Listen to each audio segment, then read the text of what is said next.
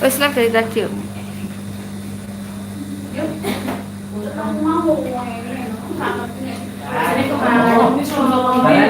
Balenan jadi pojok cuma tengah-tengah. Balenan kok timbang karo itu. Yang sini gak nyala tuh gitu. Pak, rusak. Yang situ beneran. Tak telepon nih malah. Iya, rusak Pak. Yang sini rusak. Yang itu kenapa Pak? AC sama lampu 108 lampunya mati. Saya belum ketemu Pak Haryo. Itu difoto langsung dikirim dari ibu itu. Siap, karena tadi saya geser akhirnya Pak di 11 kelas saya. Misalnya dia menghuni, Ya, sakit jajak-jajak semua. Ini sebenarnya saya Duh.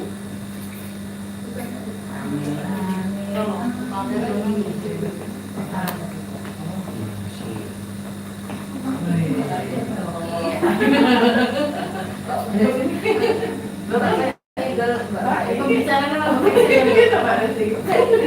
Oh, bisa. Sekarang apa Pak? Gak ada jawab lagi. Sudah deh. Cek 1, 2, 3 dicoba. Bismillahirrahmanirrahim. Assalamualaikum warahmatullahi wabarakatuh. Waalaikumsalam warahmatullahi wabarakatuh. Yang terhormat Bapak Kepala SMK Negeri 3 Madiun, yang pada pagi hari ini diwakili oleh beliau Ibu Siti Munawaroh SPD MPD Wakahumas. Yang kami hormati Bapak Ibu guru yang meluangkan waktunya untuk mengikuti acara kita pada pagi hari ini sebagai bentuk dukungan kepada teman kita Ibu Diah Fahmawati SPD MSIP yang beliau adalah CGP Angkatan ke-9. Dalam pada hari ini beliau melakukan diseminasi kegiatan budaya positif di SMK Negeri 3 Madiun. Bapak Ibu sekalian, izinkan saya selaku pembawa acara menyampaikan susunan ringkas acara kita pada pagi hari ini sebagai berikut. Yang pertama, pembukaan. Yang kedua, sambutan tunggal dari Kepala SMK Negeri 3 Madiun yang akan diwakili oleh Ibu Wakahumas. Yang ketiga adalah acara inti, yaitu penyampaian diseminasi budaya positif di SMK Negeri 3 Madiun oleh Ibu Diah Fahmawati. Dan kemudian mungkin nanti kalau ada waktu memungkinkan adalah dengan sesi tanya jawab begitu, dan dilanjutkan dengan penutup. Baik Bapak Ibu sekalian, mohon izin marilah kita buka acara kita pada pagi hari ini dengan bacaan basmalah bersama-sama. Bismillahirrahmanirrahim. Acara selanjutnya yaitu sambutan Kepala SMK Negeri 3 Madiun kepada yang mewakili beliau Ibu Wakahumas, Ibu Siti Munawaroh SPD MPD. Kami persilakan. Terima kasih Bu Agnes atas waktu yang sudah diberikan. Assalamualaikum warahmatullahi wabarakatuh. Waalaikumsalam warahmatullahi wabarakatuh. Alhamdulillahirrahmanirrahim. Wassalatu wassalamu ala asyrofil anbiya'i wal mursalin wa ala alihi washabihi ajma'in. Asyhadu an la ilaha illallah wa asyhadu anna Muhammadan abduhu wa rasuluhu la nabiyya ba'dah. Alhamdulillah Bapak Ibu sekalian, kita dipertemukan pada hari ini dalam keadaan sehat, bisa mengikuti acara diseminasi budaya positif yang akan dilaksanakan oleh atau akan disampaikan oleh Ibu Diah Fahmawati. Rasa syukur itu marilah kita ucapkan dengan bacaan hamdalah bersama-sama. Dan semoga nantinya dengan cinta kita kepada Rasulullah kita mendapatkan syafaat yang terakhir nanti. Bapak Ibu sekalian, saya pertama-tama mengucapkan terima kasih atas kehadiran Bapak Ibu yang telah berkenan untuk kesini dalam rangka mendukung kesuksesan kegiatan Ibu Diah Fahmawati sebagai CGP Angkatan 9. Dan tentunya tugas beliau banyak, ini yang mulia ya. Oh enggak, rasanya kan alhamdulillah. Itu bayangkan berat, nggak pernah tidur, kata kemudian merasakan ringan, ya itulah kemudahan seolah dari Allah karena keikhlasan yang ada. Ya Allah dulu untuk memberikan dan keikhlasan terasa ringan. Nah, salah satu kegiatan yang harus beliau lakukan yaitu diseminasi budaya positif. Jadi sebelumnya beliau sudah mendapatkan materi ini tentang budaya positif. Kemudian beliau punya kewajiban untuk berbagi bersama kepada lingkungan sekolah. Ini mungkin dengan rekan guru dan nanti dengan siswa juga harus dilaksanakan juga. Kenapa hal ini penting? Namanya budaya positif. Budaya berarti harus kita biasakan. Positif itu berarti suatu kebaikan. Maka ketika kita ingin hidup yang sukses dan baik, insya Allah yang kita upayakan adalah kebaikan-kebaikan. Dan apabila kebaikan-kebaikan itu kita budayakan, insya Allah juga akan mendatangkan keberkahan juga. Misalnya kita membiasakan siswa untuk tidak terlambat, gitu ya, termasuk budaya positif, ya, untuk menjaga kedisiplinan. Tetapi harapannya melaksanakan ini siswa tidak dengan tekanan, tetapi dengan keikhlasan. Nah ini perlu strategi, perlu upaya yang jitu sehingga siswa kita banyak ya, sekitar hampir 1.400 bahkan lebih ya, hampir 1.500 lah. Kemudian diminta untuk disiplin dengan ikhlas. Wah itu kalau berhasil luar biasa. Tapi kalau melihat kondisi sekolah saat ini, soalnya itu sudah bagus, anak-anak hanya beberapa persen saja. Nah insya Allah dengan diseminasi budaya positif kepada rekan-rekan, kepada siswa, kita capai kebaikan-kebaikan di SMK 3 akan lebih banyak lagi. Oke?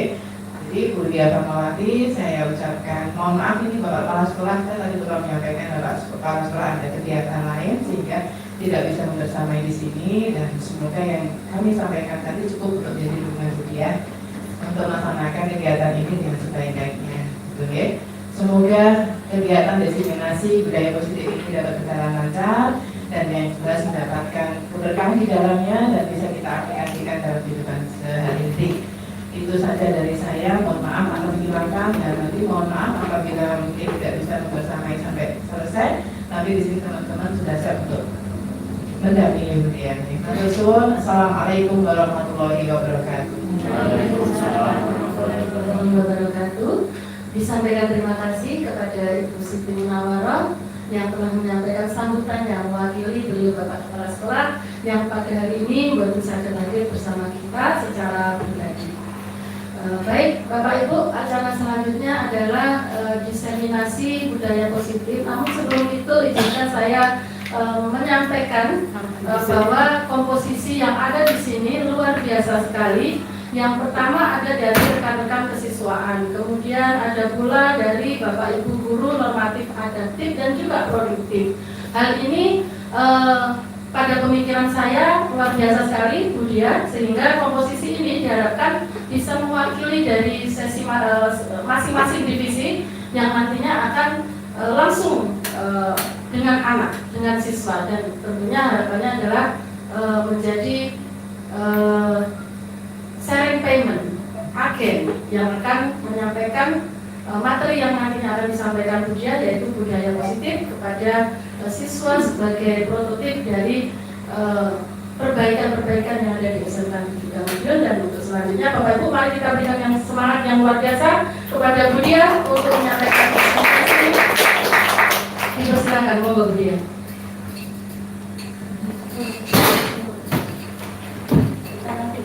Kelihatan Bu. Di sini nggak apa-apa Bu. Semua bahasa ini semua Bapak Ibu.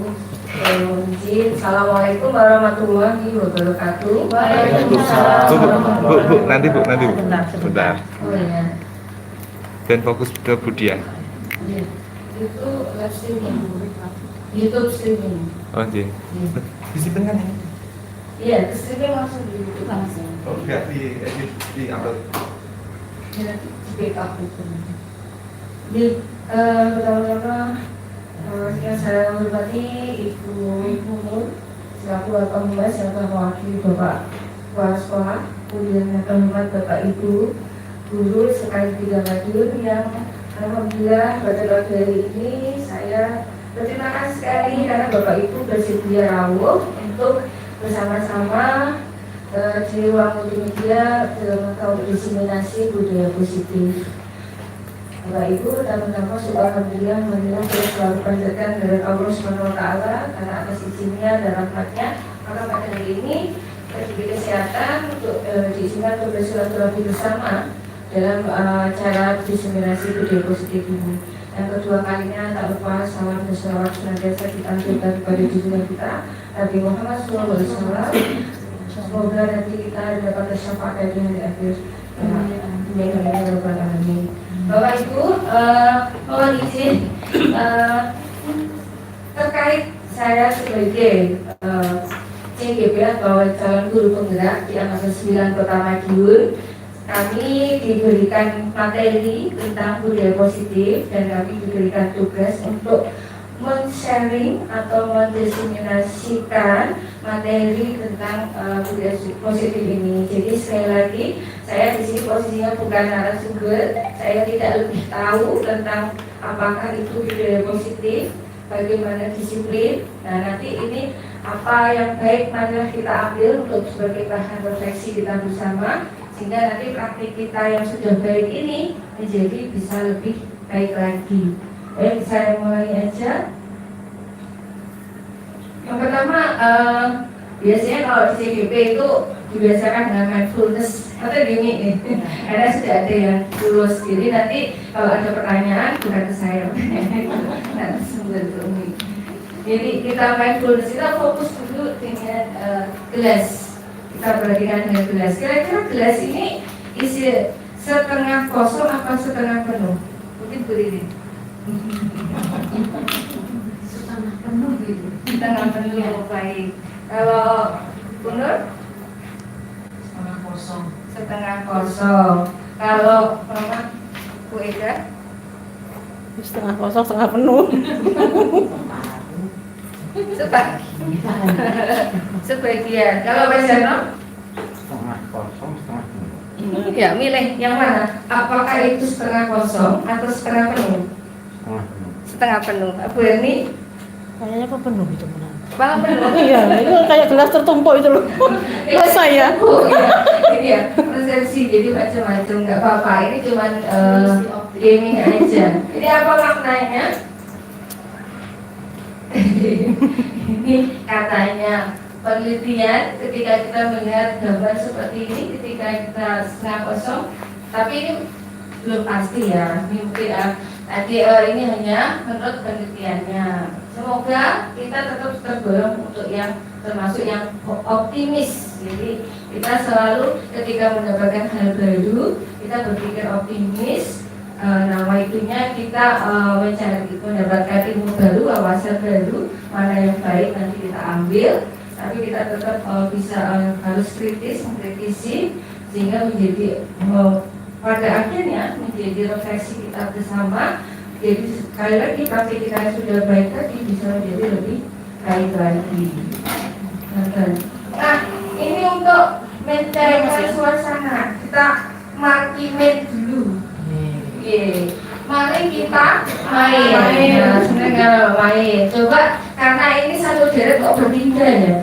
Yang tadinya itu berpasangan, nggak apa-apa. Jadi yang bertiga, nanti yang tengah ini sebagai yang menutup tangan, yang sebelah kiri dan kanannya berusaha membujuk. Ada yang bujukannya positif, ada yang bujukannya negatif. Ayo buka kan, kalau nggak buka tak. Yang satunya buka doang mungkin gitu. Coba nanti mana yang berhasil meluluhkan hati yang pegang menutup tangannya. Coba kita bermain sebentar, mungkin 1 menit 2 menit. Yang kiri kan enggak, yang tengah aja yang pegang, seolah-olah memegang sesuatu yang berharga. Seolah memegang sesuatu yang berharga. Nah yang kiri kanan coba membujuk. Biar ini mau membuka. Bisa ya? Atau yang berdua nggak apa-apa? Berdua. Jadi yang mungkin yang menurut tangan tidak, nanti Bu tidak, terus ini yang berarti yang mencoba membujuk. Langsung banget. Bisa ya? Ya. Monggo, coba sebentar aja. Itu aku bermain itu. Kamu bujuk yang di sini, sampai bujuk yang di sini. Mana yang berhasil? Ini tak bujuk. Ini tak bujuk. Belum pulang. Oh, ini meraih Pak Jani. Kok saya sambil ngapain kunci ya? Meraih Pak Jani. Bukan, Mek. Dia kalau bisa piye? Bukan, Mek. Langsung aja, oke. Ambil.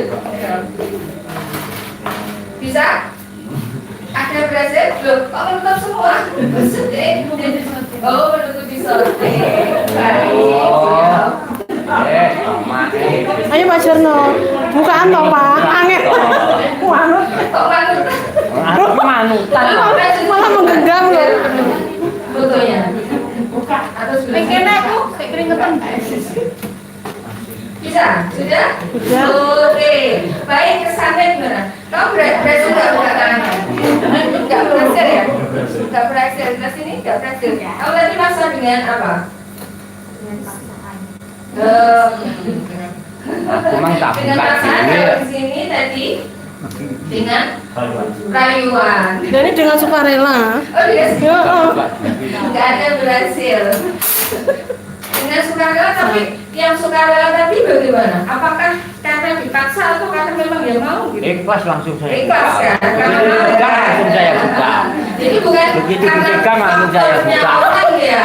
Jadi bukan karena faktornya orang Begitu lain. dipegang gitu. langsung saya buka. Jadi ini kenapa maknanya permainan apa?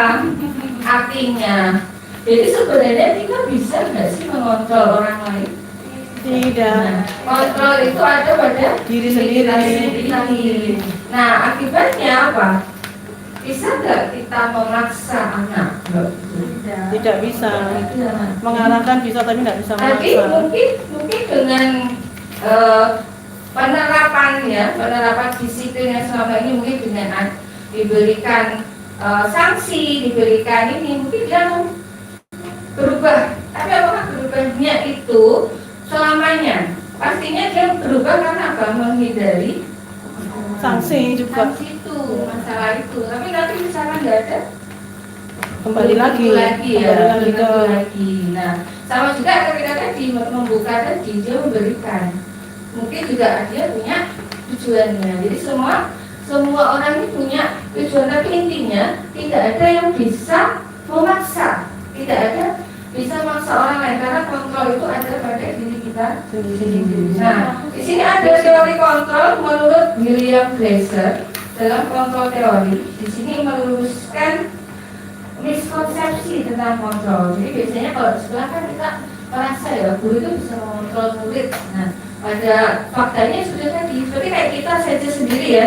Kita kalau di jalan, wah, lebih ditilang nih, takut ditilang gitu, ada polisi langsung semua lengkap. Tapi kalau nggak ada polisi kadang-kadang kita agak santai, kita tidak melengkapi, ada nggak pakai helm dan sebagainya. Karena tidak tumbuh dari pemahaman dirinya, jadi karena memang menghindari sanksi gitu. Kemudian ilusi bahwa semua penguatan positif efektif sama tadi kan dibujuk-bujuk kayak gimana, mungkin bisa jadi luluh. Nah, tapi apakah luluhnya ini karena pemahaman dirinya atau kemauan dirinya, atau karena merasa gak enak dan sebagainya, atau faktor eksternal atau karena faktor internalnya? Ini akan berbeda hasilnya nanti. Nah, ilusi bahwa kritik merasa orang bersalah akan menguatkan karakter. Kritik ini pun juga sebaiknya diberikan secara membangunnya. Jadi kadang kita kritik biar dia karakternya kuat. Nah, ternyata menurut William Glasser, Glasser bukan saya, itu dijelaskan bahwa ternyata rasa bersalah itu pun juga tidak akan membuat anak berubah dalam jangka waktu yang panjang. Kalau berubah nanti mungkin dalam jangka waktu yang tidak panjang. Jadi malah bisa jadi menyebabkan merasa buruk, punya persepsi buruk tentang dirinya sendiri. Nah, Bapak Ibu ini sekarang jadi dari permainan kita tadi, dari bagaimana kita maksa, ini kita akan masuk ke dalam definisi disiplin. Jadi pembahasan kita utama tentang disiplin ini. Jadi apa sih disiplin? Akhir-akhir ini kita selalu dapat berita ya tentang kedisiplinan di sekolah-sekolah. Bahkan miris sekali sampai ada yang kejadian-kejadian sampai masuk ke ranah hukum. Tapi kita tidak akan bicara sekolah lain. Kita akan bicara sekolah kita sendiri. Dasarnya apa? Dari raport pendidikan. Nah, raport pendidikan kita yang tahun 2023 ini mengalami penurunan skor pada dua topik ya. Jadi yang pertama tentang karakter, yang kedua adalah tentang iklim keamanan sekolah. Di sini dia mengalami penurunan sekitar 9,99% dari tahun sebelumnya. Nah, ini akar masalahnya apa saja? Beberapa dijelaskan secara detail di dalam dashboardnya. Jadi di antaranya ini tentang satu pengalaman hubungan fisik ini juga mengalami penurunan ya. Jadi artinya apa? Berarti pada saat mengisi ujian asesmen nasional atau survei lingkungan belajar, nanti anak merasa bahwa hubungan fisik ini masih banyak diterapkan. Kemudian detail pengalaman perundungan siswa ini juga cukup turun. Jadi mengalami perundungan turun sesama siswa ini juga mengalami penurunan. Kemudian kesejahteraan psikologis, kemudian juga detail pemahaman sikap terhadap hubungan fisik. Nah ini juga mengalami penurunan. Nah apa yang bisa kita lakukan untuk merespon laporan pendidikan kita? Karena tentunya pastinya kita semua menghadapi hal yang sama gitu.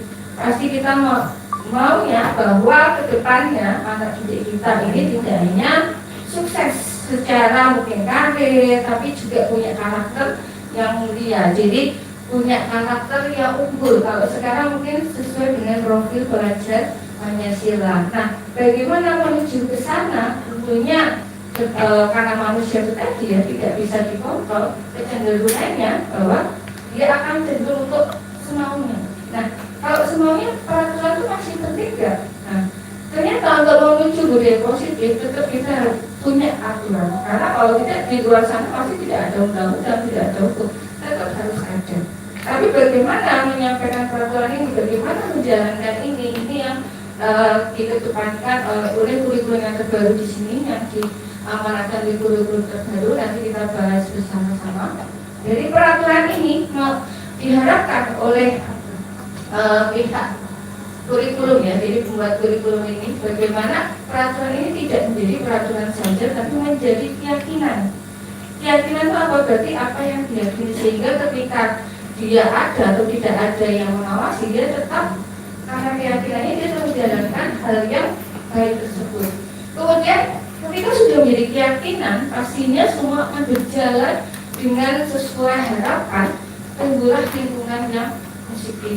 Ketika lingkungan positif ini terus dilaksanakan menjadi kebiasaan, akibatnya menjadi apa? Menjadi sebuah budaya yang positif. Tentunya ini menjadi impian kita bersama ya.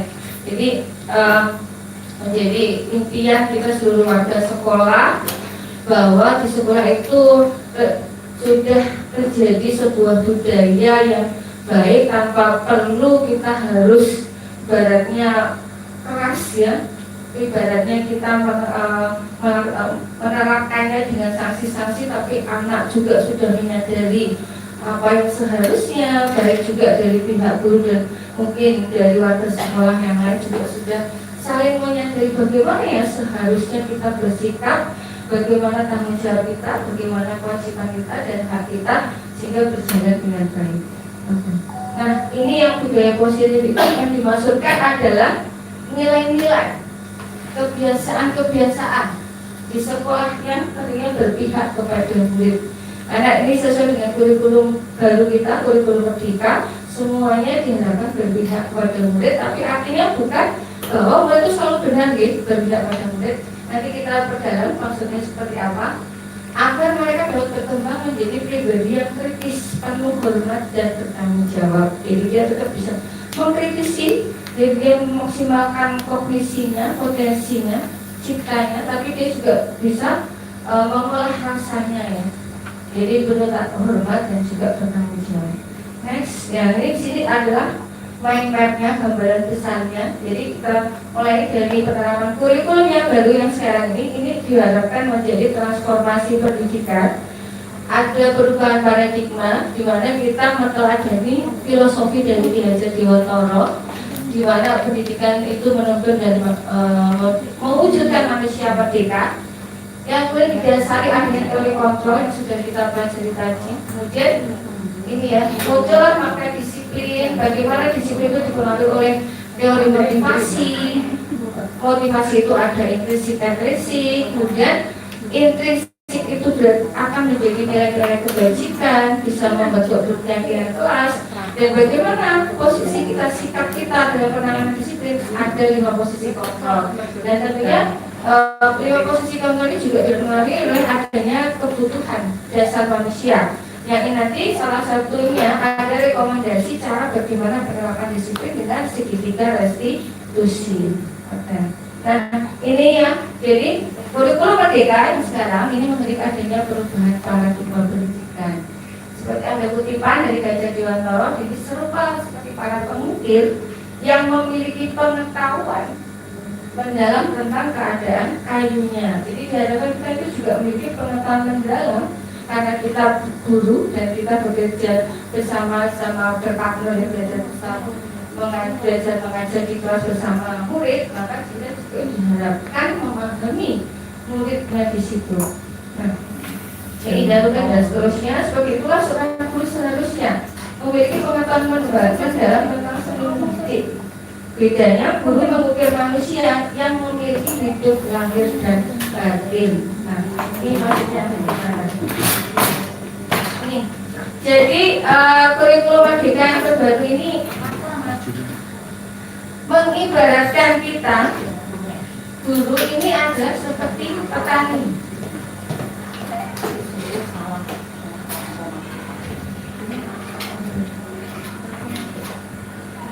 Seperti petani, maksudnya seperti apa petani? Bapak Ibu ada yang menjadi petani di sini? Banyak ini, Jarno di petani, petani, pernah berbedi.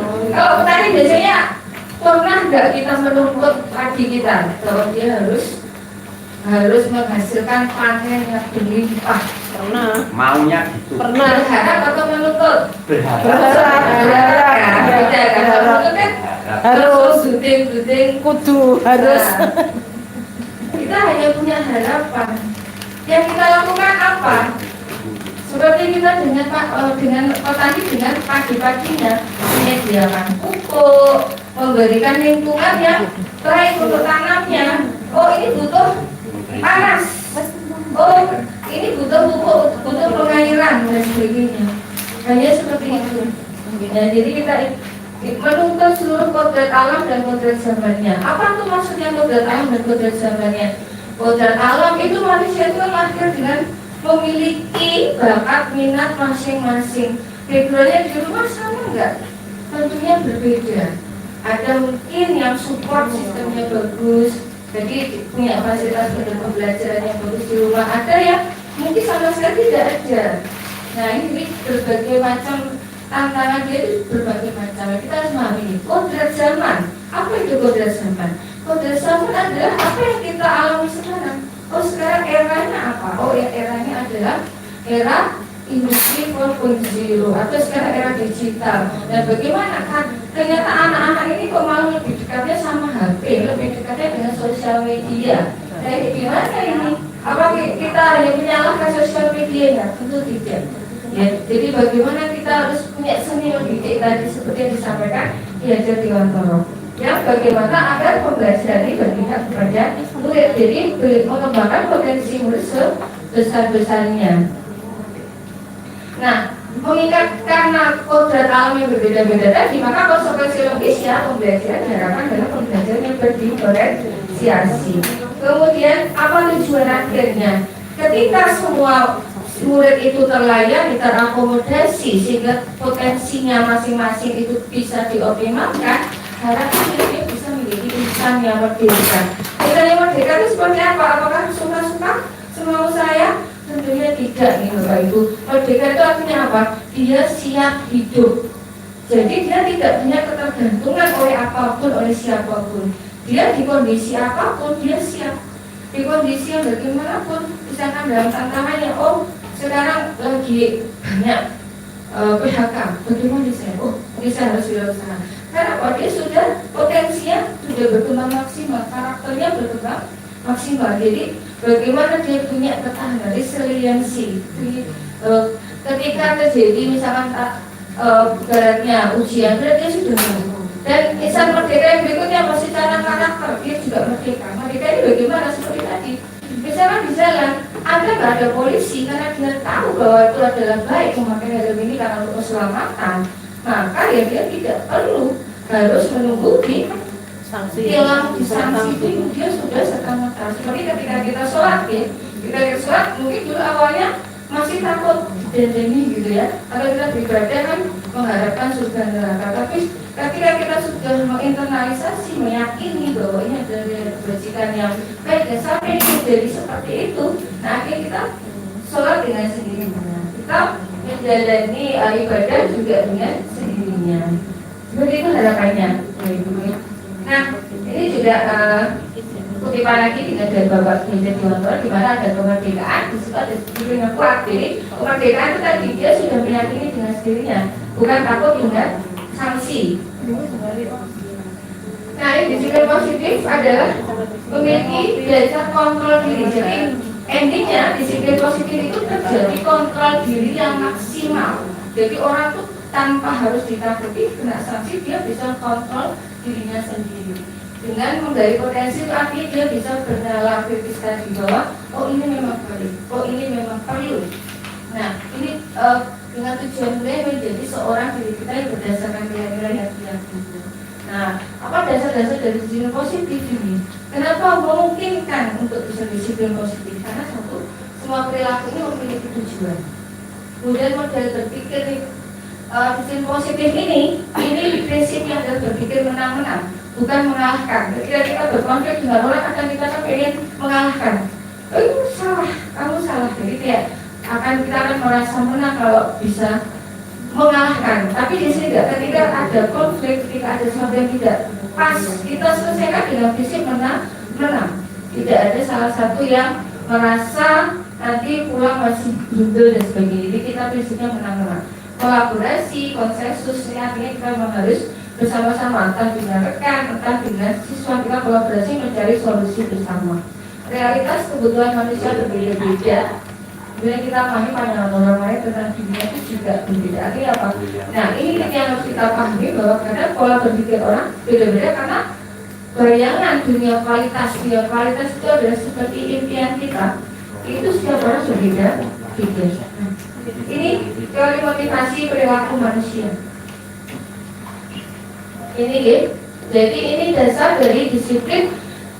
Kita diberikan pemahaman dulu tentang motivasi perilaku manusia. Karena setiap perilaku itu memiliki tujuan.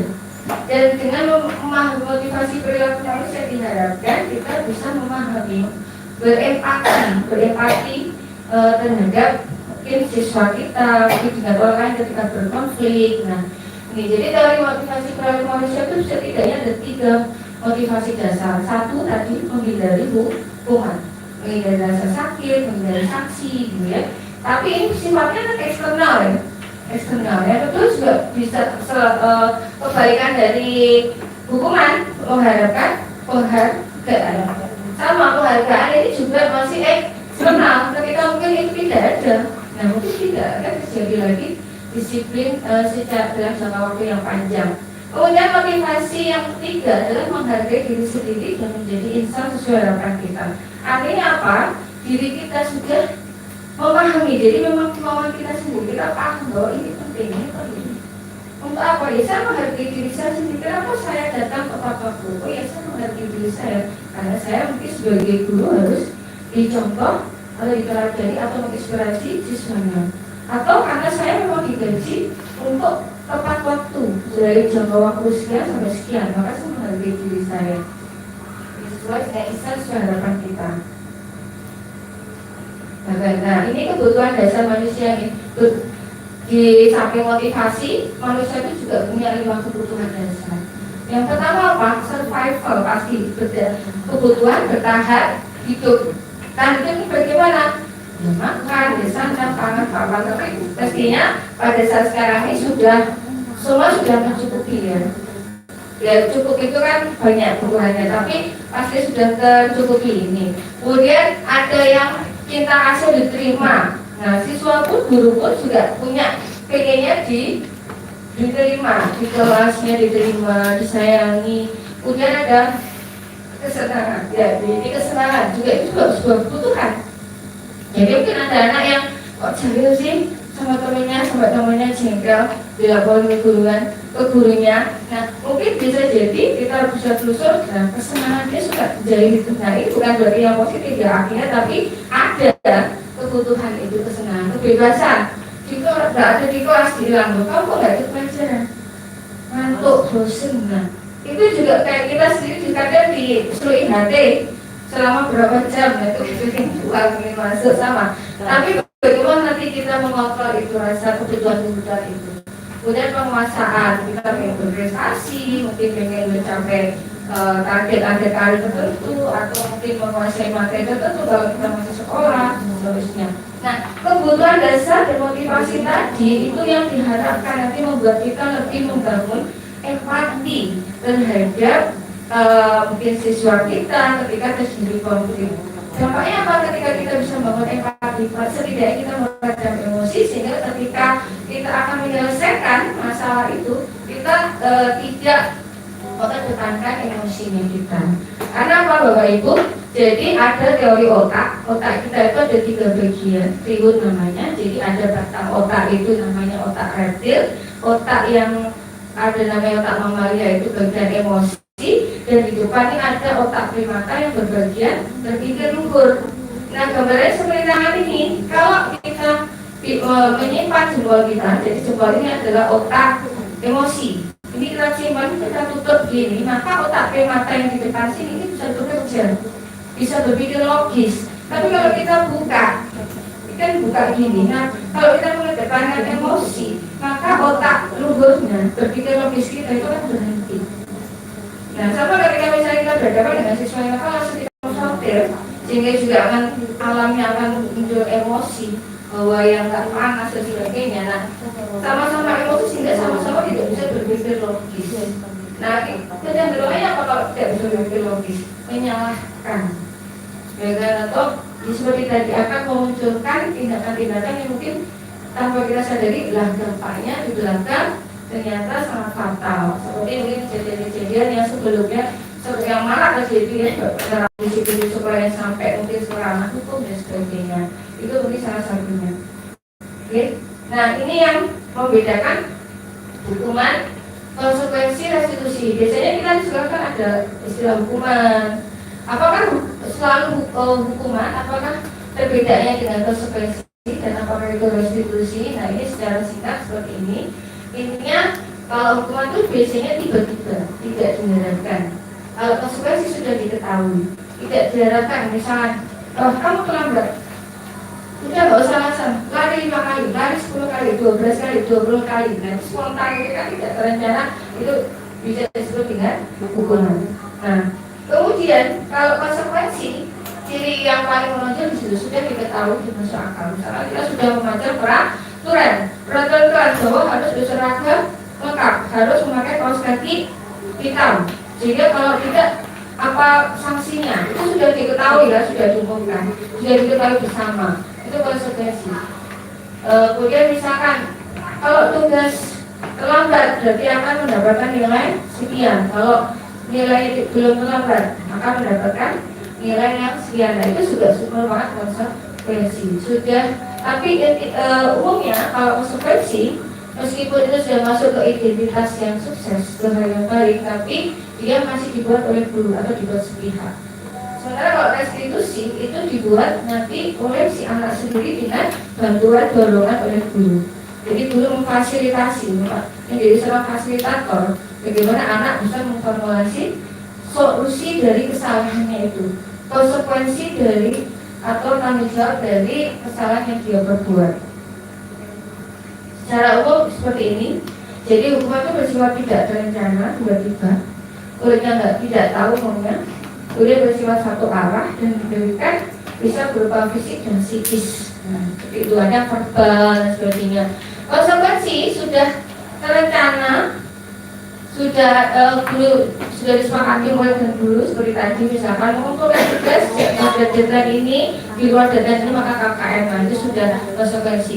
Biasanya diberikan berdasarkan satu data, sikap guru di sini bersifat memonitor murid. Kemudian restitusi, nanti yang ini terakhir kita bahas, ini yang diperkenalkan oleh kurikulum yang baru, bahwa ini ada proses kolaboratif bagi yang mengajarkan. Jadi murid mencari solusi untuk masalah mereka dan membantu murid berpikir tentang orang seperti apa yang mereka inginkan.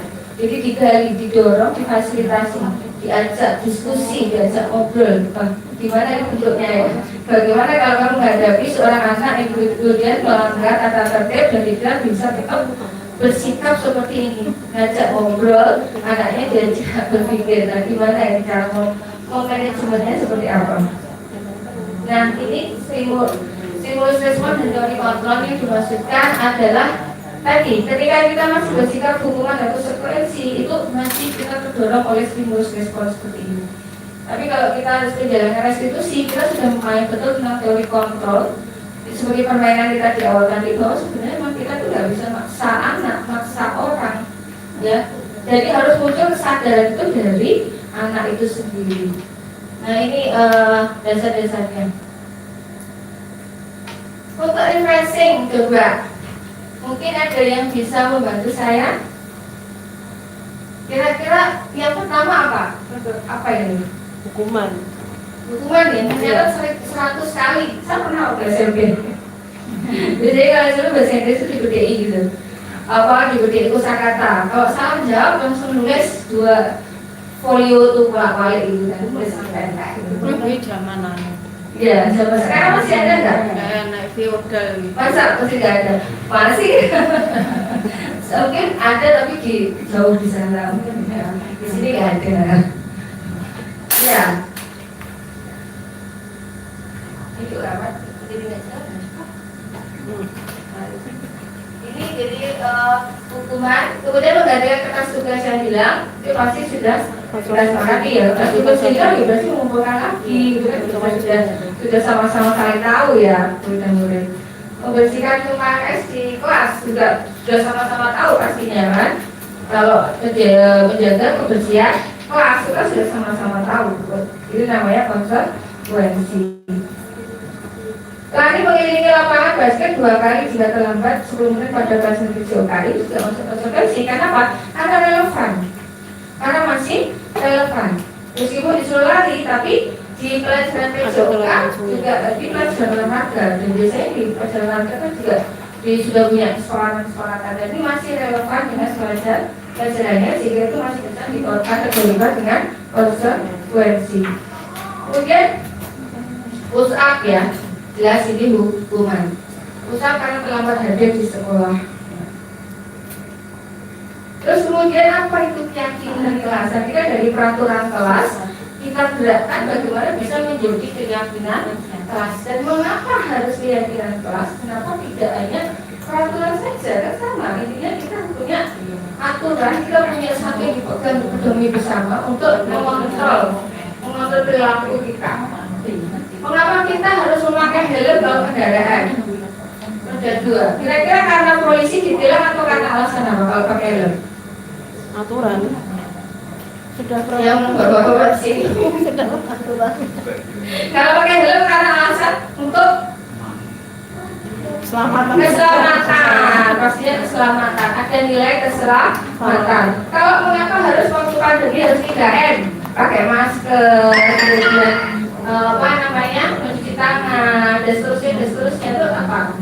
Untuk nilai apa kira-kira? Kesehatan, nilai kesehatan pastinya. Terus harus datang semua tepat waktu. Untuk apa ini? Nilai apa ini? disiplin. Disiplin bisa. Kita juga mengerti diri kita tadi ya bahwa kita maunya itu juga nyaman ya. Kalau semua tepat waktu, semua berjalan dengan sesuai jadwal, jadinya kan lancar semua, jadi nyaman gitu. Dan juga menghargai diri kita sendiri. Tapi kalau nanti kamu sudah kerja, kalau Bapak Ibu misalnya waktu kita kerja itu kan juga pasti kita menginginkan menjadi memenuhi ya, memenuhi harapan dari target-target pekerjaan salah satunya dalam tepat waktu. Keyakinan khas merujuk pada nilai-nilai kebajikan, menjadi keyakinan dan menumbuhkan motivasi intrinsik. Jadi peraturan yang ada itu nanti kita dorong di pedomani anak-anak untuk dia memiliki keyakinan gitu ya. Nah, nanti bagaimana dari yang peraturan yang sifatnya eksternal, motivasi eksternal bisa berubah menjadi motivasi intrinsik yang kita pahami sendiri. Jika dia menggerakkan dirinya sendiri. Keyakinan kelas ini nilai-nilai kebajikan universal yang disepakati bersama, lepas dari suku ras, negara, bangsa atau bahasa, maksudnya gimana?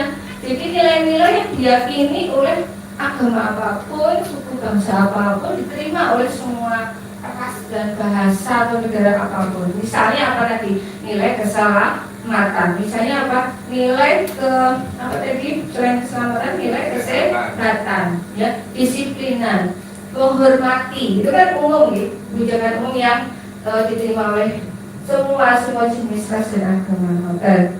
Nah, pembentukannya keyakinan ras seperti apa? Nah, jadi kalau peraturan itu sudah jelas, tidak boleh datang terlambat atau harus wajib memakai pakaian lengkap, seragam lengkap, harus memakai sepatu hitam, kaos kaki putih, itu kan detail ya. Kalau keyakinan ras lebih abstrak, karena tadi diwujudkan dengan bentuk nilai-nilai keselamatan. Keselamatan itu kan luas sekali nih, berakhlak mulia, nah itu kan luas sekali. Penjabarannya detail-detailnya akan sangat banyak sekali. Tapi ketika itu diyakini, nah ini harapannya menjadi motivasi intrinsik.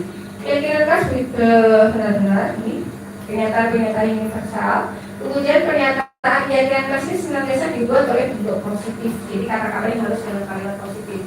Hendaknya tidak terlalu banyak, ya, bisa 3 sampai 7.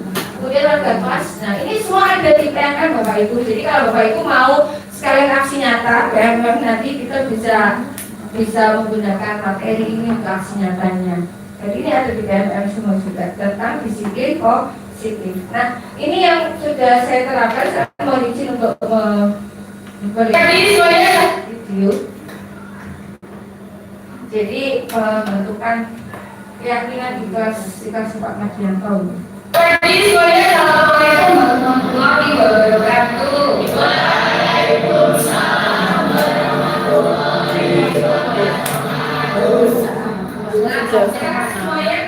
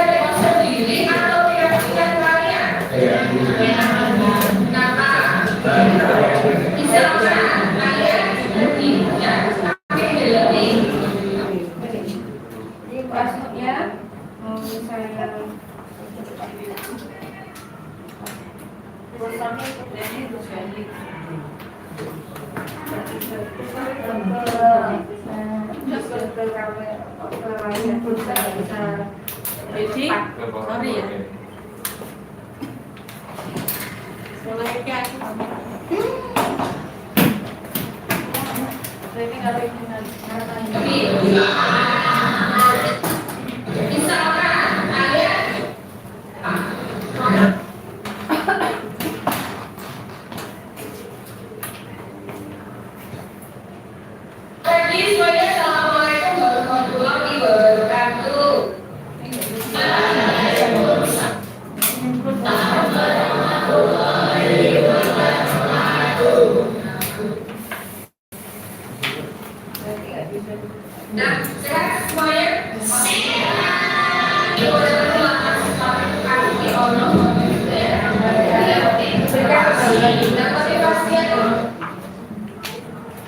saya langsung mempromosikannya.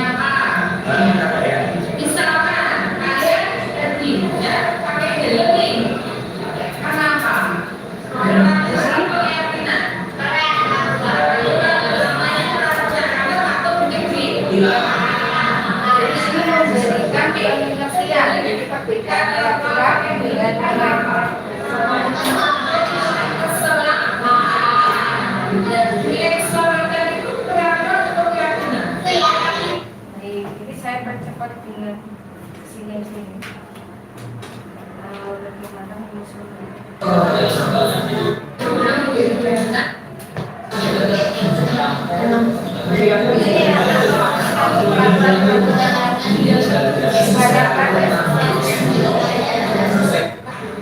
Menjalankan ibadah sesuai keyakinan. Daus. Ini ada menuliskan beberapa hal-hal yang dilakukan jadi di kelasnya, jadi peraturan kelasnya. Kemudian disimpulkan hijrah, terus kemudian disimpulkan ada yang sama. Nah, dari 15 ini coba kita sampaikan kira-kira ada yang berdiri atau melaksanakan kelas sama dengan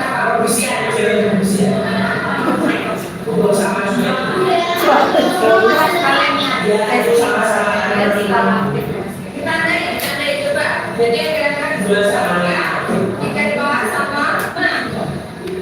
Nah ini sudah ditandai yang sama-sama dalam pola ya.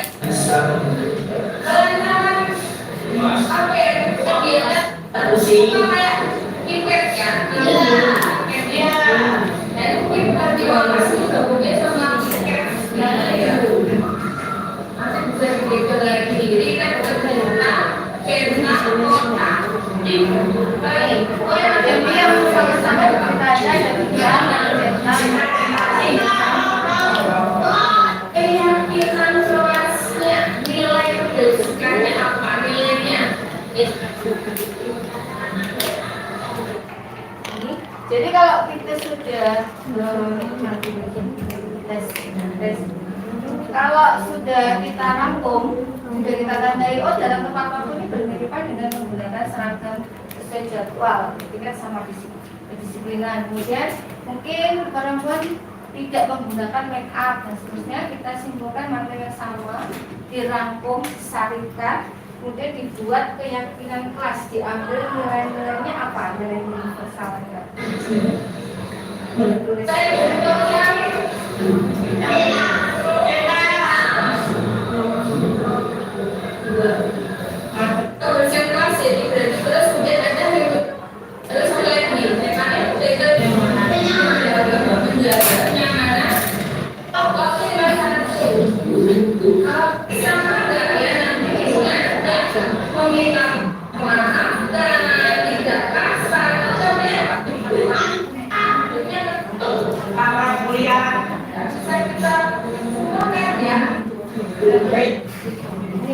Jadi setelah disimpulkan dapat tiga keyakinan kelas kemarin di kelasnya ini.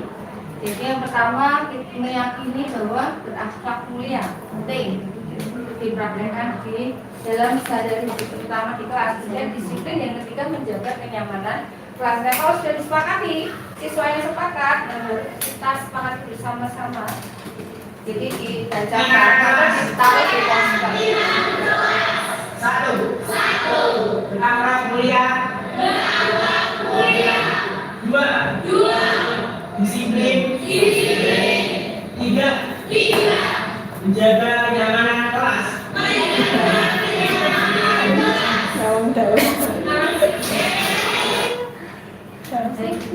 Jadi memang menyenangkan kelas ini ya. Ada daus loh. Kelasnya daus, lumayan terkenal daus. Daus deh. Nah, selanjutnya kalau keyakinan kelas sudah terbentuk, bagaimana Bapak Ibu kita buat kebiasaan-kebiasaan di penajaman sehingga itu tetap melekat, nilai-nilai itu tetap dipegang oleh anak-anaknya. Beberapa caranya apa, kita membuat tabel D atau tabel Y, ini bisa berbagai macam, ini hanya mungkin alternatif ya, contoh aja. Misalnya kita membuat diagram Y, itu nilai hormat misalnya. Nilai hormat itu nanti terlihatnya seperti apa? Oh, berempati terhadap perasaan orang lain. Itu biar diisi sendiri nanti sama anaknya, jadi dia tahu bagaimana terlihatnya itu harus seperti apa kalau kamu punya nilai hormat. Kemudian terdengar itu harus seperti apa? Yuk mari saya bantu dan sebagainya, ini juga biar diisi sendiri. Kemudian berperilaku, jadi bisa diberikan lembaran atau misalkan diberikan lembar refleksi biar dia tahu seharusnya itu seperti apa tuh. Kalau berubah itu terdengarnya seperti apa atau lihat berperilaku seperti apa. Atau bisa juga menggunakan tabel T, tidak tampak seperti, tidak tampak seperti. Jadi kalau hormat itu tampak seperti bagaimana, jadi sendiri juga tidak tampak seperti. Jadi dia sudah punya, nanti akan terbangun di bawah sadari bahwa oh ini saya harus seperti ini. Tidak, maksudnya ketika dia sudah bisa memformulasi seharusnya begini, nggak seharusnya begini. Nah, harapan yang muncullah yang namanya self control dan dikontrol diri tadi. Kemudian misalkan nilai bekerja tampak seperti apa, tak tampak seperti apa, ini juga ada di sini. Jadi kita bisa memberikan lembaran-lembaran kepada anak didik. Nah, setelah kita memahami tadi berbagai instrumen-instrumen yang bisa digunakan untuk penerapan disiplin positif, nah kadang-kadang kita dalam penerapan disiplin itu kan punya banyak posisi, ya. Dan posisi mana yang harusnya? Nah, lima posisi kontrol yang ada yang bisa dilakukan guru itu satu penghukum.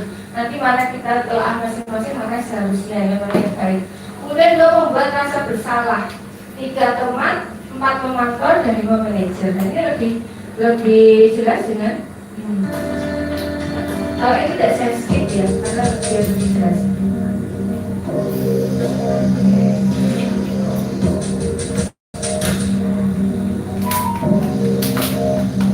Naren, sini kamu. Selamat pagi Bu. Selalu terlambat. Kamu deh pasti terlambat. Maaf Bu, saya Apa coba? Alasan kamu apa lagi? Kapan sih kamu tidak terlambat? Malas sekali ya kamu jadi anak. saya Dasar pemalas. Gak kapok-kapok sih kamu. Sudah berapa kali terlambat? Sana, kamu keliling lapangan basket 2 kali. kenapa saya harus keliling lapangan basket Bu? Kenapa? Kamu melawan ibu. Berani-beraninya jawab. Sudah terlambat, masih berani jawab pula. Sekarang, keliling lapangan basket 5 kali sekalian. Biar kapok. Cepat. Pergi sana ke lapangan basket. Tadi yang di kelompok duduk, sekarang yang positif membuat berasa bersalah.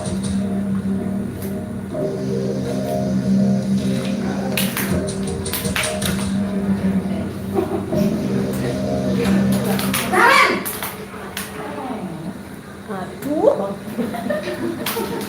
Selamat pagi Bu. Naren. Kamu kenapa terlambat lagi, nak? Ya Tuhan, Naren. Kamu senang ya bikin ibu susah ya?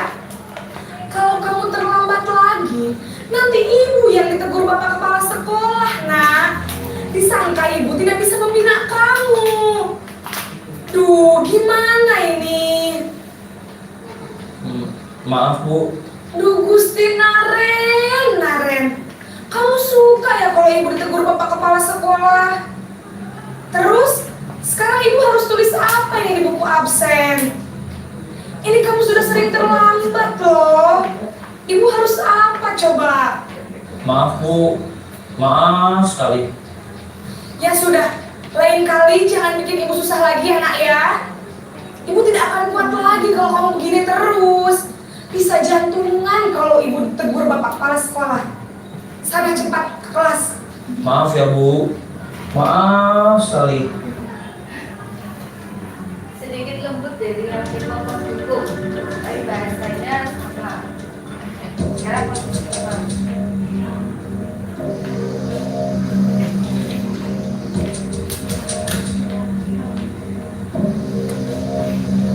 Naren,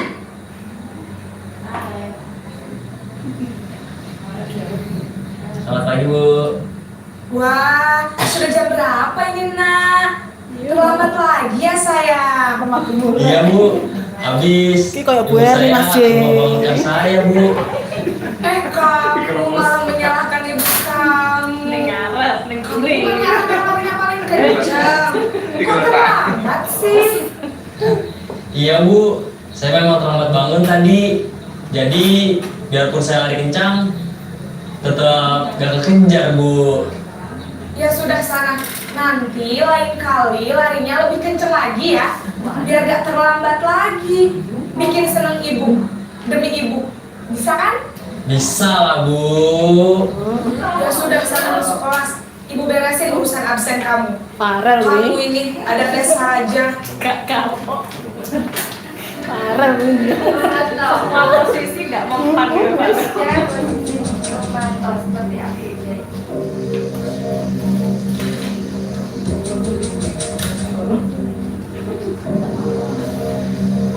Naren!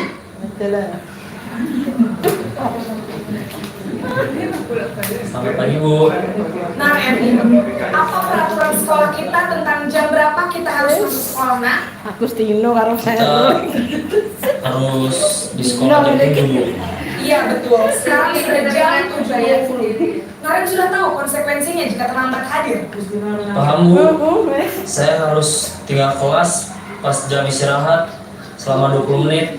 Iya benar, konsekuensinya demikian. Jadi nanti jam 9.30 pas istirahat, kamu harus tinggal di kelas, kerjakan tugas tambahan untuk ketertinggalan kamu, ya? Baik Bu.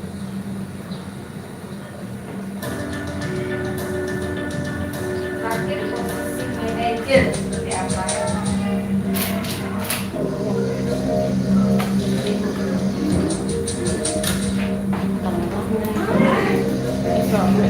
Naren!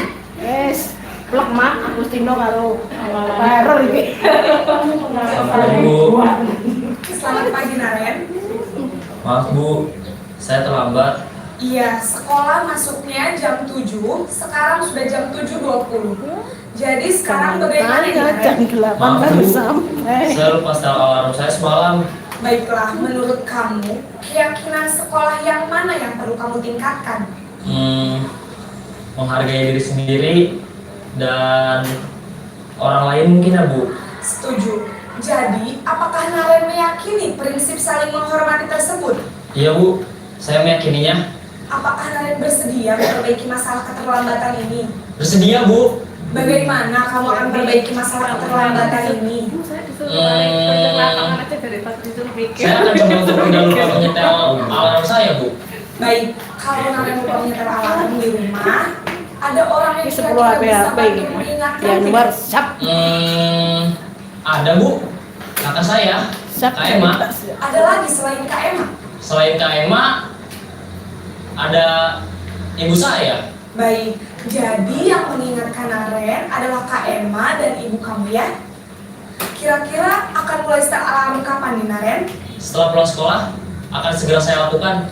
Baik, jadi Naren akan setel alarm untuk bangun besok pagi dan akan diingatkan oleh kakak dan ibunda Naren ya. Ada lagi yang mungkin perlu dilakukan Naren agar tidak terlambat bangun lagi.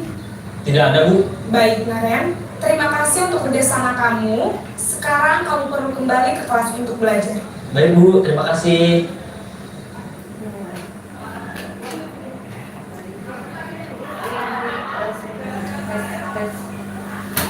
Tes, oke. Baik. Bagaimana Bapak Ibu? Ada yang mungkin persis sama?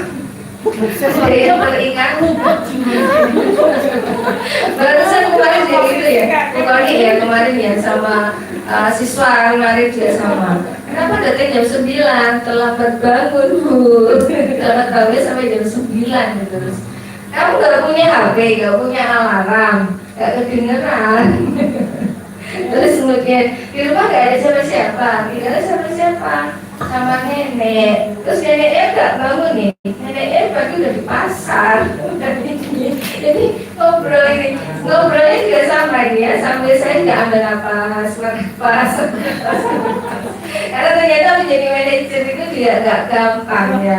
Tapi itu tadi, kembali lagi bagaimana kita mendeliver itu tadi peraturan itu, menerapkan disiplin. Kita tidak mengedepankan emosi. Jadi tadi sudah dicontohkan beberapa posisi ya, posisi kontrol dan harapannya kita bisa menjadi pemantau setidaknya ini atau mungkin manajer. Jadi kita menerapkan disiplin kepada anak, pada siswa ini tetap dengan menghargai, memanusiakan anak tersebut, anak didik tersebut. Tapi sekali lagi tidak ada bahwa menyatakan ya, jadi menyatakan bahwa anak itu selalu benar, dilulu di ini. Kadang ada ya kurikulum merdeka itu lulu bocah, memanjakan bocah. Tapi pesannya dari Gajah Dewantara itu kita berpusat pada anak itu bukan memanjakan, tapi menggali potensinya.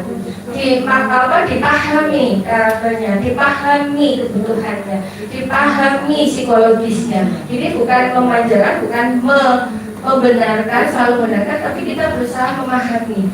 Sehingga akhirnya apa? Kita bisa memperlakukan lebih manusiawi. Harapannya ya seperti itu. Mungkin saya dibantu lagi. Ini kira-kira apa ya? Kalau ada pernyataan, saya kecewa sekali dengan kamu. Kira-kira ini posisi kontrol yang apa ya? Apakah penghukum, membuat merasa bersalah, teman, atau pemantau, atau manajer? Penghukum. Sama, penghukum kah? Saya kecewa sekali. Kecewa menunjukkan apa? Kalau ada orang bilang kecewa sekali, kamu merasa Salah. kapok kamu. Nanti kita akan merasa salah, membuat merasa bersalah. Kamu tidak benar, tidak pernah benar melakukan, nggak pernah benar. Kira-kira apa? Apa? Penghukum jadi benar penghukum. Jadi kita nggak kasih kesempatan sama sekali untuk anak tuh berargumen, untuk menjelaskan kebutuhannya, menjelaskan kondisinya atau kendala-kendalanya. Jadi langsung, kamu tuh nggak pernah. Nah, mungkin ini kita mulai mengurangi sedikit demi sedikit ya. Jadi ayolah lakukan demi ibu dan bapak. Ini tak buka disik bisa jawabannya. Ini ya, jadi jawabannya teman. Jadi kalau kita ayolah lakukan demi ibu dan bapak. Biasanya kita ada ya, kita akrab dengan siswa, dengan anak-anak. Terus biasanya kita ngobrol kayak teman. Ayo toh, bangun aku toh. Ayo toh semuanya. Ini posisi teman. Tapi nanti ada plus minusnya ya. Antara posisi penghukum, membuat merasa bersalah teman, kemudian pemantau dan tenaga manajer. Kemudian yang berikutnya, apakah kamu mau mendapatkan stiker bintang hari ini? Nah, biasanya gitu. Dan yang selesai hari ini tak kasih nilai 90, tak kasih nilai 85. Ini kira-kira masuk apa ini? Masuk kriteria apa ini? Kira-kira? Ada manajer, yang lain ini tak kasih roti loh. Tak kasih apa lagi lah. Ini lebih ke teman atau lebih ke penghukum atau lebih ke pemantau atau bagaimana? Nah, kita buka aja pemantau. Ya, jadi biasanya kan kita di peraturan kan ada konsekuensi, ada sanksi juga, biasanya juga ada penghargaan, ya, konsekuensi. Jadi ada yang mengumpulkan hari ini tak kasih nilai 90.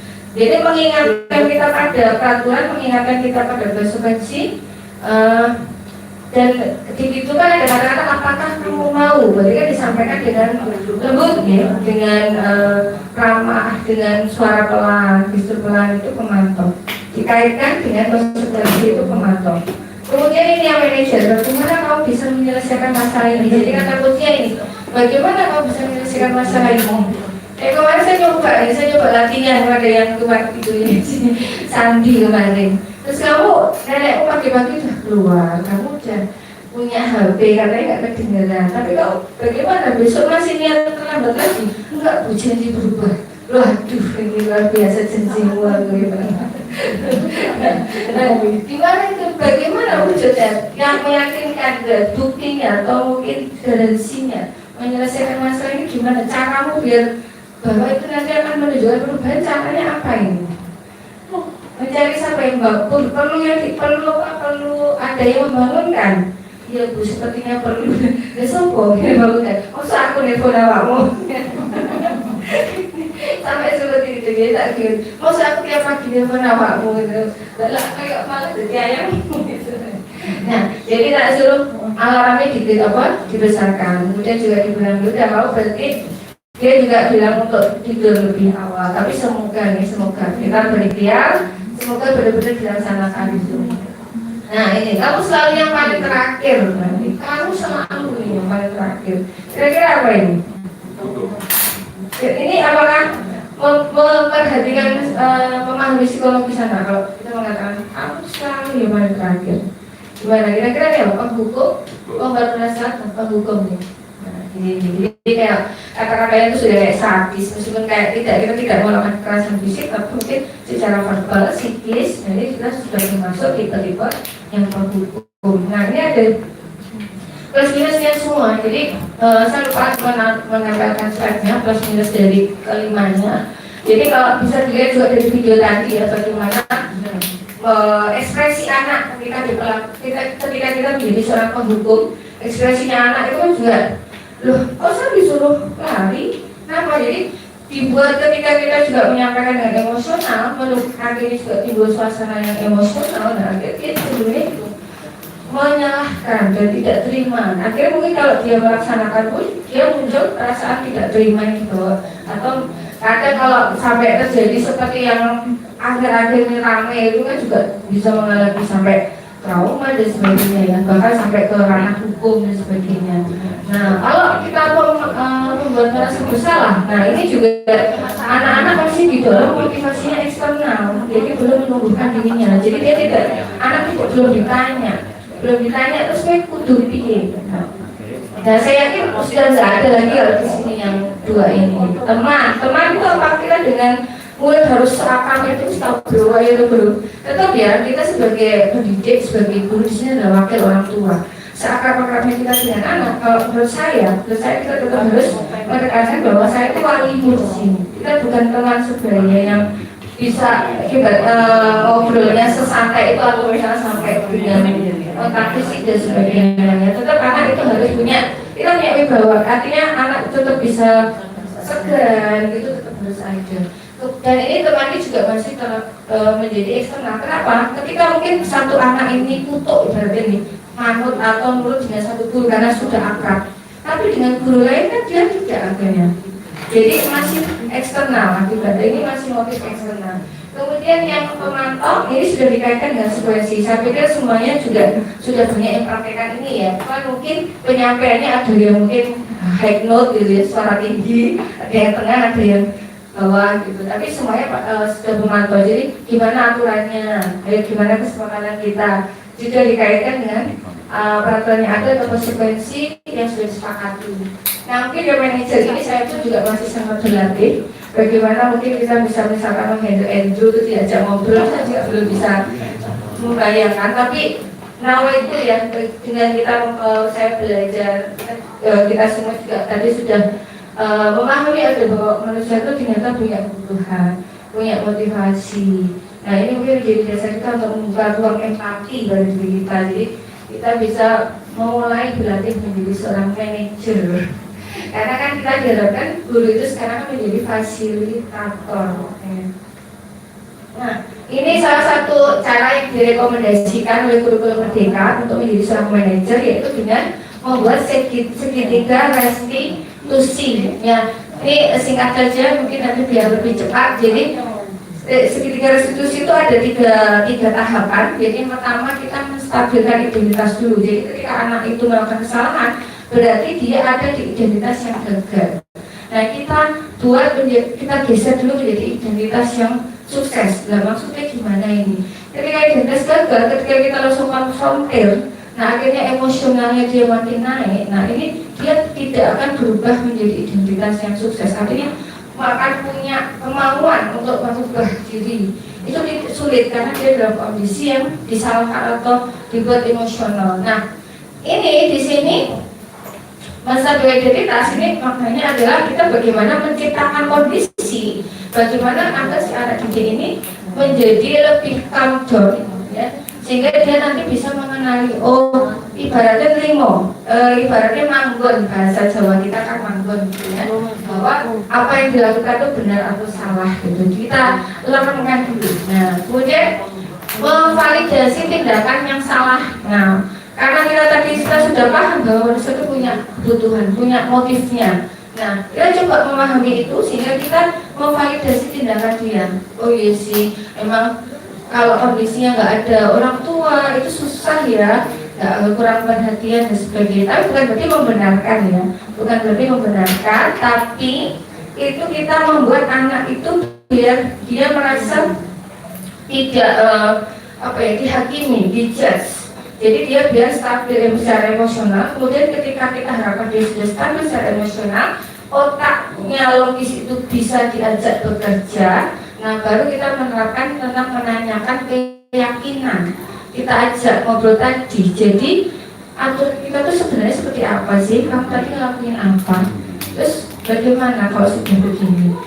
Solusinya apa? Kamu bisa apa yang bisa kamu lakukan untuk berubah? Nah, seperti tadi pada santri tadi saya juga coba gimana rencana apa yang kamu buat nanti kira-kira yang bisa kita kok membuat berubah, ada perubahan habit, kebiasaan kamu di besok hari sehingga kamu tidak lagi datang jam 9 pagi. Karena kalau nunggu ada yang bangunin nenek pagi-pagi sudah ke pasar. Alarm bagaimana? Nah itu mungkin ternyata dia bilang tidurnya tidak terlalu malam dan semoga nanti juga ada perubahan. Nah itu yang diharapkan. Nah ini secara garis seperti ini menstabilkan identitas, menggeser identitas gagal menjadi sukses ya. Jadi melakukan kesalahan itu adalah bagian dari pembelajaran. Jadi kadang kita kayak bom-bom, it's okay, sekarang salah tapi besok harus lebih baik. Kemudian validasi, setiap tindakan itu punya tujuan, kita pahami tujuan kebutuhan dia, motivasi dia. Kita membuka ruang empati kepada anak didik kita yang mungkin melakukan kesalahan tadi ya. Nah ini mengubah pandangan dari stimulus respon ke berpikir proaktif yang mengenai tujuan dari setiap tindakan. Kemudian menanyakan keyakinan. Identitas yang sukses sudah tercapai tapi yang sudah saya jelaskan, jadi dia sudah kayak orang manggur, emosinya sudah stabil sehingga dia otak logisnya bisa diajak kerja, baru kita ajak ngobrol untuk apa solusinya sekarang, apa komitmennya, apa garansinya. Jadi seperti itu juga kita bisa sampaikan juga tidak harus semuanya jadi benar. Ayo apa yang bisa kamu lakukan, tunjukkan, buktikan. Kalau tidak terjadi, apa yang akan kamu lakukan? Kalau sampai besok kamu datang jam 9 lagi, apa itu? Apa yang kamu janjikan? Kamu akan lakukan apa? Itu juga biar dia ngomong sendiri. Ya, buat pernyataan secara, ada yang bilang ngomong juga buat pernyataan ya, secara video. Saya sambut ini. Ada dulu juga ya, kita juga ada yang tidak pernah datang ke kelas. Kemudian dia setelah kita bimbing dengan kemarin juga ya. Waktu itu karena takut nggak benar PKL, dia buat pernyataan sendiri gitu. Ini juga latihan restitusi tapi ini masih jauh dari sempurna. Usaha silakan. Ini ada jangan dulu. Nah, jangan direktur ya. Baiknya sehat ya.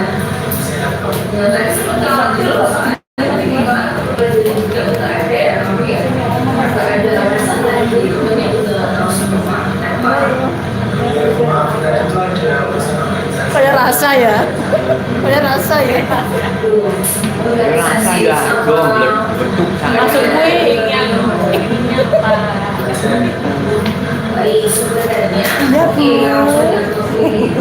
namanya itu baru jadi kamu juga masuk sesuatu yang baik buat sekolah, tapi kan semua ada waktunya. Jadi tujuan yang baik harus dilakukan dengan cara yang baik. Nah, ketika jam pelajaran harusnya juga harusnya juga tapi hal yang paling menurut kamu yang paling mendasar kesalahan apa yang kamu lakukan dari peristiwa tadi? Saya tidak dia kalau ada solusi dari organisasi. Jadi kamu juga sudah paham ya aturan pikiran yang kelas kita yang bisa sekolah kita kalau kita harus izin selama itu ada keputusan sendiri tapi kalau memang bisa dilakukan waktunya masih bisa harusnya untuk sekolah. Nah, jadi kita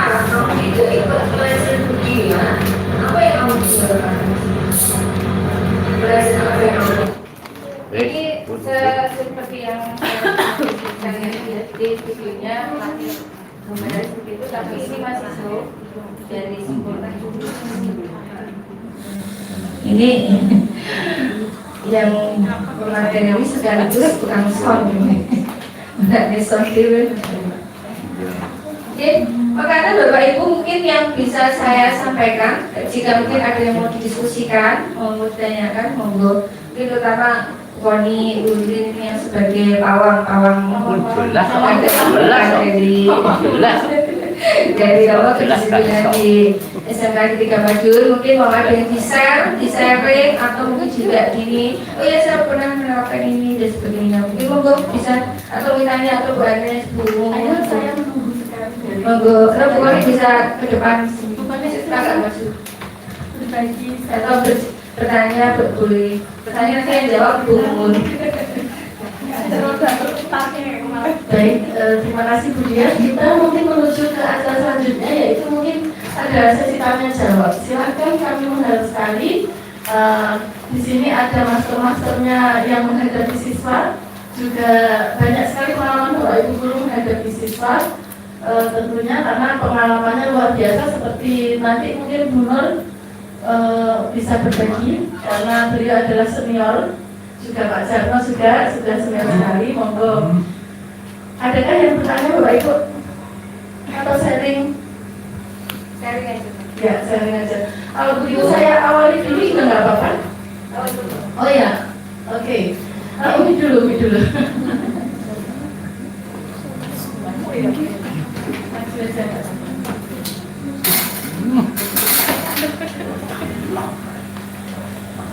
Assalamualaikum warahmatullahi wabarakatuh.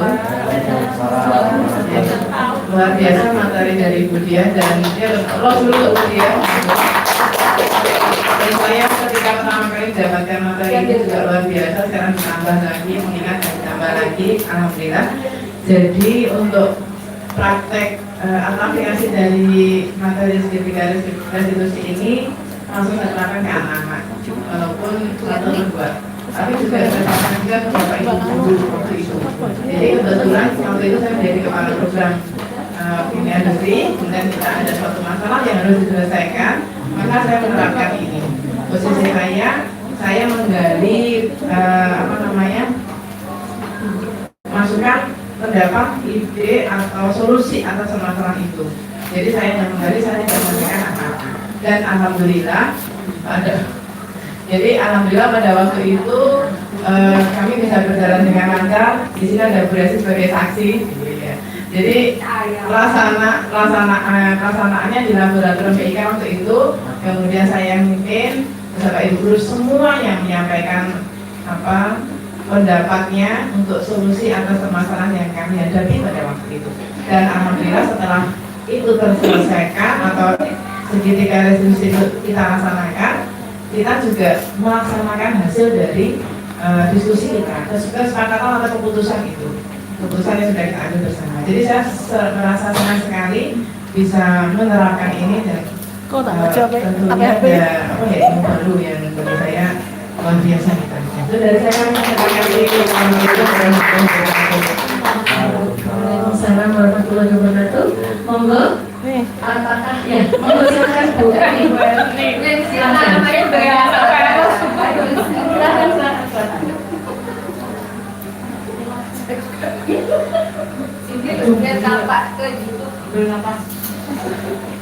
Terima kasih atas waktunya.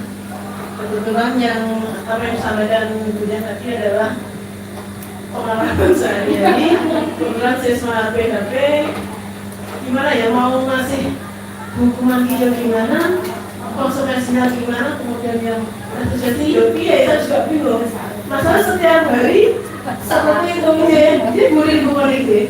Sampai yang tadi saja jamnya Bu Ali matematika, Nanda itu pagi jam pertama sudah sampai tidur dengan nyenyak. Terus kita mau ngasih apa? Apakah itu hukuman, konsekuensi atau yang lain? Itu hampir setiap hari dilakukan. Kemudian yang Agustino dan lain sebagainya hampir setiap hari telat. Bahkan saya pernah ngasih solusi ke Ananda rel, kamu telat, tak pahami dari rumahmu karena Bu Eri dan nanti bayar apa enggak Bu? Soalnya saya yang baru naik kan Gojek yang bayar kalau yang dari Bu Eri bayar nggak jadi Bu kalau bayarnya mana aku seperti itu. Oke, saya beri barang Bu Eri, tapi nanti Bu Eri tidak jemput di rumahmu, kamu tunggu di jalan. Rumahnya kan Winongo gang makam dengan berdasarkan gitu. Jadi HP itu kasusnya banyak sekali dan hampir setiap hari kasusnya ya seperti itu dan itu saja anaknya. Jadi kalau misalnya mau ngasih hukuman sampai benar-benar nanti hasilnya hukuman apa yang nah, itu bahkan sama hampir guru seperti itu. Kalau untuk itu memang kita maklum, memang ya aneh seperti itu sudah masuk setiap hari itu alhamdulillah. Jadi maklum untuk Bapak Ibu guru kemarin hukumannya nanti monggo. Jadi pengalaman kita yang di APP memang luar biasa. Kemudian yang kelas 10 juga seperti itu. Kami ada 3 pasien juga. Yang satunya setiap dibilangin, setiap diomongin di syar Bu, kamu datang lagi syar. Tapi besoknya dari sampai nggak tahu mau kasih hukuman atau apa sampai kita tuh bingung ada di mereka. Nah itu pengalaman kami yang dari Kurang mungkin yang Buri sama Kuali juga setiap hari hampir sama karena kita satu-satu tim kebetulan. Ya masuk semua benar-benar baru benar-benar. Cerita dari ibadah sih sama sih ini adalah menjadi semua problem semua guru ya. Jadi masih budaya ini masih budaya, artinya masih praktek-praktek inilah yang masih sering terjadi. Kita memahami betul kesulitannya. Dengan kita semua sama kondisinya, capek gitu kan, kerjaan kita tuh tuntutannya segitu banyak gitu kan, masih harus menghadapi itu. Makanya memang kayaknya insya Allah kalau jadi guru itu nanti insya Allah jadi bisa masuk. Amin. Amin. Ibadah nafiah gitu ya kan ya. Nah jadi kalau orang luar tuh menyebutnya itu labor of love. Jadi kerjanya kerja hati gitu. Dan memang menurut pengalamannya dari bumi yang sudah bumi yang sudah berhasil mempraktekkan segitiga restitusi itu terjadi satu hari itu butuh proses bumi. Nah sepertinya proses dia. Jadi seperti itulah kita juga seperti itu. Kalau tadi sudah dihukum besok lagi besok. Mungkin seperti tadi yang disampaikan tadi ya bahwa ketika hukuman ternyata itu hanya eksternal. Hanya motivasi luar ketika anak itu tidak memahami dari dirinya sendiri sebaliknya lagi. Nah, bagaimana menuju ke sana? Nah, saya sudah begini sih, bagaimana? Nah, itulah yang mungkin kita akan harus berproses terus menerus. Jadi ibaratnya kalau misalnya kita sendiri kewalahan mungkin bisa berkolaborasi karena situs-situs sebenarnya juga menciptakan proses kolaboratif ya. Jadi kita menciptakan kondisi ini tidak bisa kita sendirian, tidak bisa. Kita mau melaksanakan segitiga restitusi sendirian, selainnya tidak, ya sama saja nanti akan dibalik. Maka ini kita mungkin pada pagi hari ini ada secercah ada hikmah yang bisa kita ambil, kita refleksikan nanti sedikit demi sedikit kita berusaha menuju ke sana dan bersama-sama. Dan katanya Mas Menteri kan gitu ya, kalau perubahan itu ketika kita juga melakukan masing-masing dulu melakukan perubahan-perubahan kecil tapi rame-rame bersama-sama, nah insya Allah nanti akan ada terjadi perubahan yang besar dan terbentuk budaya gitu. Harapannya seperti itu, kita sangat paham. Nah, bagaimana menuju ke sana tadi? Nah, ayo kita nanti saling belajar lagi. Kita mungkin bisa diskusi, kita kapan gitu. Iya, caranya pas waktu-waktu santai sekali-kali tidak gibah, bahas-bahas, maksudnya menggibahkan. Ini gimana ya? Karena pasti kita tuh maunya anaknya jadi baik, sukses, nggak ada kemauan lain itu selain itu pastinya. Materi, ada tadi mau sharing. Baik, Bapak Suwon, terima kasih Bu Jia. Bapak Ibu izin sharing. Yang pertama, ini terima kasih ada refreshing lagi ini. Ilmunya sama, telah mendapatkan materi yang sama. Pada saat itu pertama kali sebelum bergabung di proses guru pendidikan guru bergerak, saya pernah diundang oleh Bu Mumun untuk mengikuti pada saat itu diseminasi pembentukan kita keyakinan kelas kita restitusi juga. Ya. Jadi memang setelah kami mengikuti proses pendidikan guru penggerak, yang saya dapatkan adalah bahwa ruhnya kurikulum ini dengan mengadakan restitusi dan sebagainya, yang pertama adalah memanusiakan manusia. Kemudian yang kedua, bahwa di dalam pembentukan keyakinan kelas, kemudian bagaimana kita sebagai guru bersikap. Saya tadi bisik-bisik sama Gunur tentu karena senior banyak sekali pengalamannya. Perjalanan dari kurikulum lama sampai dengan kurikulum hari ini, mungkin tadi Budia sudah menyampaikan penghukum, kemudian mungkin teman, pemantau, kemudian membuat rasa bersalah, dan yang terakhir adalah manajer. Dan untuk menjadi manajer tentu banyak sekali yang harus kita lakukan, yaitu tidak hanya sekali atau 2 kali. Jadi mungkin dari saya pribadi memang selalu berusaha untuk kalau berbicara dengan siswa, saya selalu menganggap bahwa ini memanusiakan manusia. Artinya saya tidak pernah langsung ngejudge seperti itu.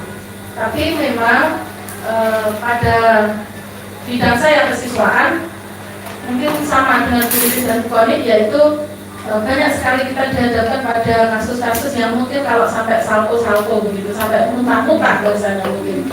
Tetapi memang kita sebagai guru ini dibombardir kasus seperti apapun, ya harapan dari pemerintah ya kita harus tahan dan bisa ini menjadi manajer. Meskipun untuk menjadi manajer itu sulit, karena saya sendiri juga belum bisa, mungkin belum mampu, tapi memang ada niatan bagi kita untuk menjadi lebih baik melayani siswa.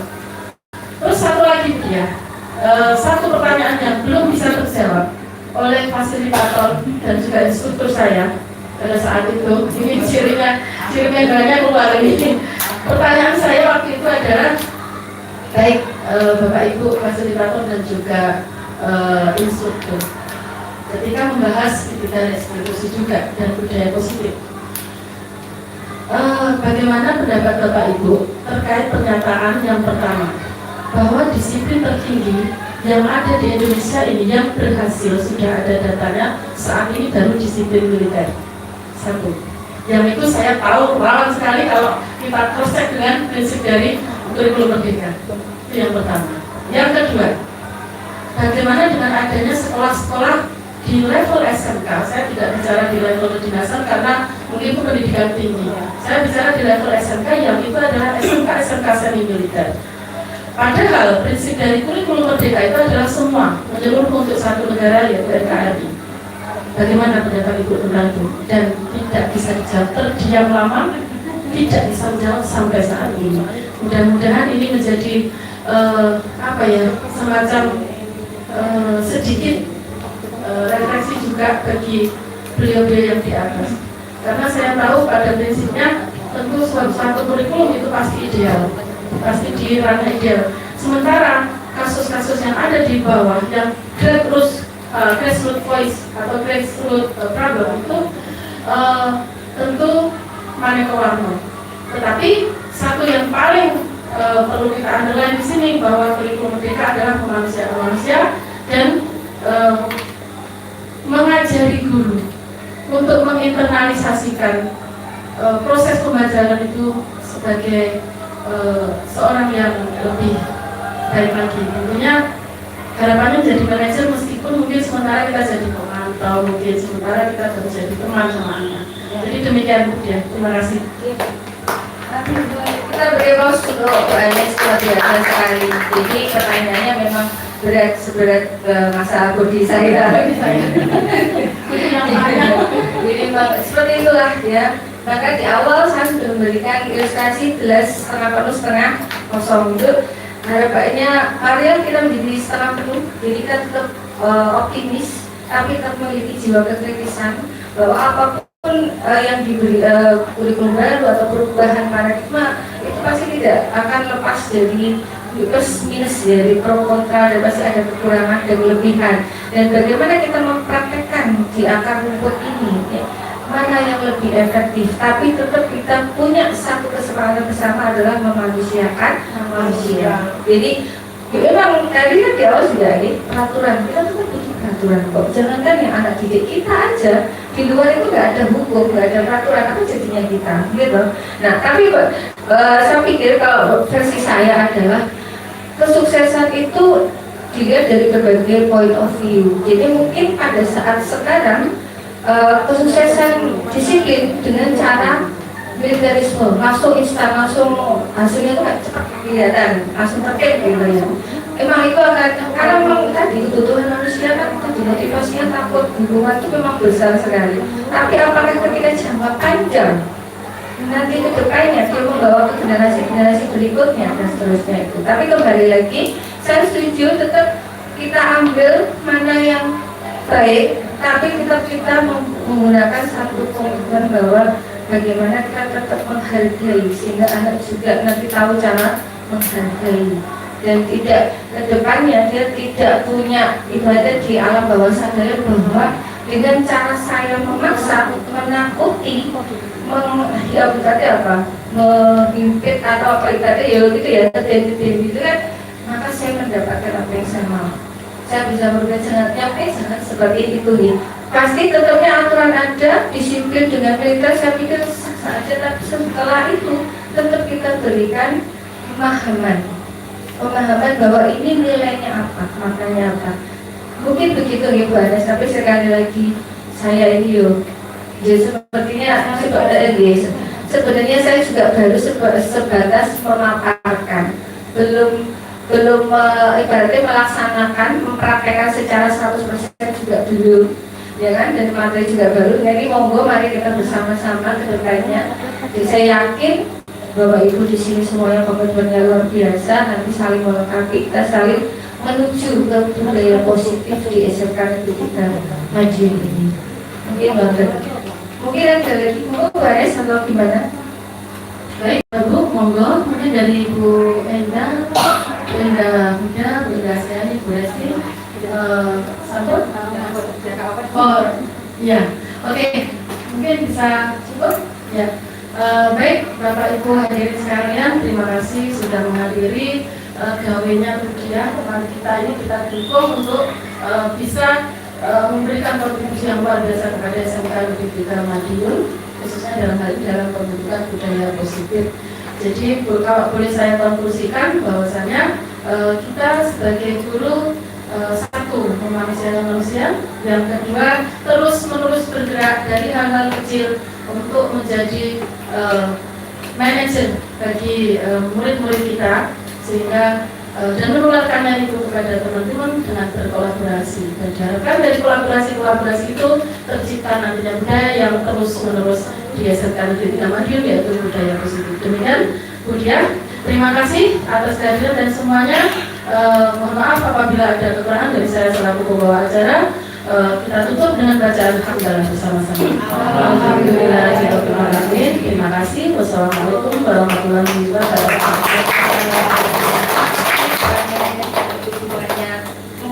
Tak makin dulu aja.